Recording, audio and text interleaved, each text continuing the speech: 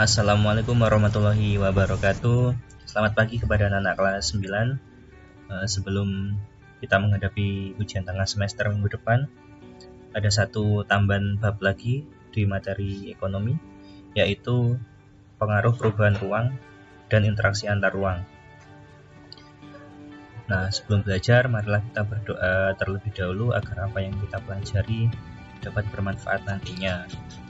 Dan seperti biasa, masih tetap protokol kesehatannya dipatuhi, pakai masker bila keluar rumah,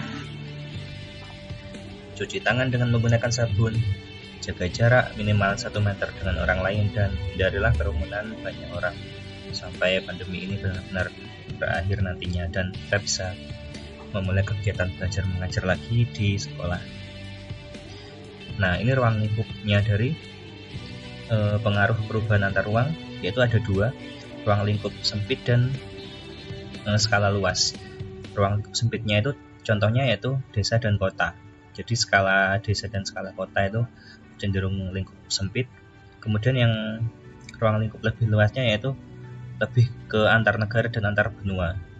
Jadi kalau sudah melewati satu negara dari Indonesia ke Malaysia misalkan, itu kita asumsikan kalau itu ruang lingkupnya luas, skala luas. Terus ada beberapa faktor yang mempengaruhi.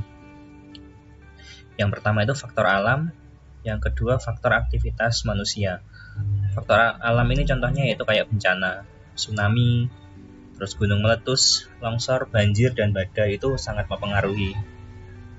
Tapi ada juga faktor yang diakibatkan oleh manusia, jadi bukan dari alam, bukan karena alami, yaitu pemanfaatan alam secara eksploitatif dan penggunaan lahan yang tidak seimbang. Jadi manusianya itu memanfaatkan alamnya secara sembarangan, kemudian hasil-hasil hutan yang mungkin tebang sembarangan dan lain-lain.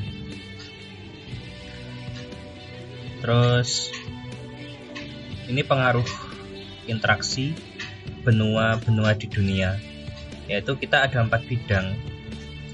Bidang pertamanya yaitu bidang ekonomi. Yang pertama, mendukung pertumbuhan ekonomi. Kemudian pengaruhnya yang kedua, daya saing ekonominya meningkat. Yang ketiga, kualitas produknya meningkat. Yang keempat, peluang investasi semakin terbuka. Jadi dalam bidang ekonomi sangat berpengaruh sekali interaksi benua-benua antara benua Asia dengan benua Amerika saat kita mengadakan interaksi. Maka di sini banyak sekali hal positif yang kita dapatkan. Mendukung pertumbuhan ekonomi yang semakin pesat, terus daya saing ekonomi meningkat. Jadi produk-produk ekonominya juga meningkat. Peluang investasi, semua ini berhubungan dengan ekonomi, maka ekonomi antar benua atau antar negara yang terdapat di benua tersebut akan meningkat. Kemudian pengaruhnya kalau terhadap bidang sosial dan budaya. Kalau tadi bidang ekonomi, kalau untuk bidang sosial dan budaya yaitu sektor pariwisata. Ini menjadi sektor yang sangat menjanjikan. Kayak di Indonesia ini sektor pariwisatanya sangat menjanjikan untuk orang-orang Eropa. Kemudian yang kedua, pengaruh budaya barat dapat merusak budaya asli. Ini pengaruhnya mungkin negatif. Kalau yang sektor pariwisata positif, untuk yang budaya barat ini pengaruh negatif. Terus ada juga menurunkan kesenjangan sosial, jadi tidak ada perbedaan status sosial. Kemudian yang keempat, budaya sebagai kebanggaan suatu negara. Kemudian pengaruh interaksinya terhadap bidang politik, yaitu yang pertama, adanya potensi saling mempengaruhi negara. Jadi dalam bidang politik ini saling mempengaruhi, namanya juga politik ya, timbul persaingan. Terus ada juga tingkat kepercayaan antar negara makin membaik, ini positifnya. Kalau yang pertama ini bisa positif, bisa negatif. Yang ketiga, menghilangkan kesenjangan antar negara maju dan berkembang.